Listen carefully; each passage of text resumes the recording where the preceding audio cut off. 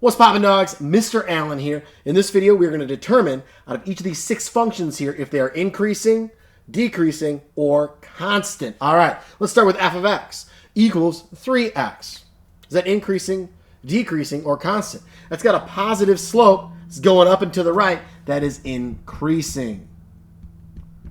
So when they say explain, you would say it has a positive slope, right? Perfect. G of x.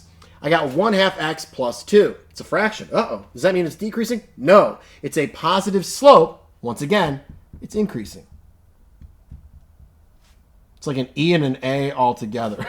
There we go. Excellent. Fantastic. H of x. Negative 14. Oh, it's negative. It must be decreasing. No. There's no variable here. So it's always going to be negative 14. Even though it's down low, it is constant. It's not changing. If I plug in 1, it's still negative 14. If I plug in 100, it's still negative 14 because there ain't no place to plug that number into. Ain't no place. Is that 2 negatives? I don't know. All right. K of x. Negative 3x plus 10. Since my slope is negative, every time I plug a new number into x, as I increase those numbers, it's going to go down, right? So this one is decreasing. Even though it's plus 10, that has no effect on the increasing versus decreasing. We're strictly looking at our slope there, decreasing. Okay. That time I separated the E and the A. L of x.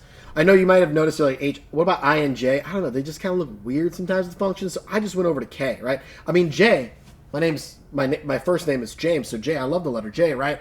But for some reason, not for function notation. Anywho. L of x equals 7x minus 1,000. That's a really big number. Does that really big negative number? Does that make it decrease? No. Remember, we're looking at our slope, okay? Slope will tell us if it's increasing or decreasing. Positive slope, increasing. There's my combo of E and A again. I don't know. It just seems to work so well together. All right.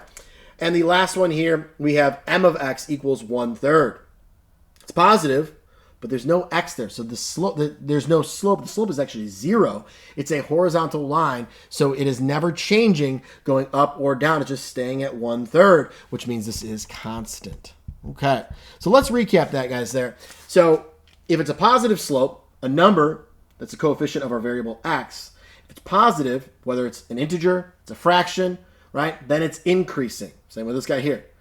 If it has a negative slope, a negative in front of our x, a negative coefficient of our x, then it's decreasing. And if there's no variable x, it's got to be constant. Even if this was M of x equals 0, it would still be constant. So there we go. We've classified them. We've explained it in words, not in writing here on your test. You got to put it in writing, right? Your teacher doesn't know what you're thinking. So you got to write it down. But for this video, I just wanted to write these and explain it verbally. Okay, cool. Have a great day, guys, and thanks for watching.